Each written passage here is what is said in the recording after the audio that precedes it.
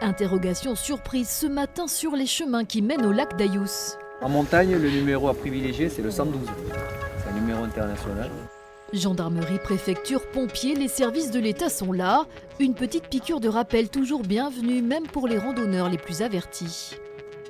C'est vrai qu'on a les numéros qui sont classiques de tous les jours, le 15, le 18, mais c'est vrai que le 112, je ne le connaissais pas. Donc c'est toujours utile de savoir ça. Quand on est touriste, on n'est pas forcément attentif à toutes les réglementations, donc c'est bien de le faire, de prévenir et de sensibiliser les gens. Si de plus en plus souvent, les vacanciers ont les bons équipements et suffisamment d'eau et de nourriture pour leur excursion, beaucoup méconnaissent encore le milieu. Ils n'ont pas étudié l'itinéraire, la distance, le dénivelé, la durée. Ils n'ont pas de carte pour s'orienter, ils ne connaissent pas le numéro d'appel pour les secours. Donc ils partent un peu, la fleur au fusil, quoi. Une insouciance qui peut mettre les randonneurs en danger. Expliquer les comportements à adopter est donc primordial.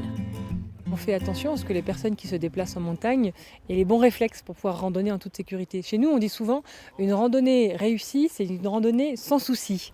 Je pense que c'est la force de la répétition du message qui fait qu'à un moment donné, les gens appliquent les consignes de sécurité.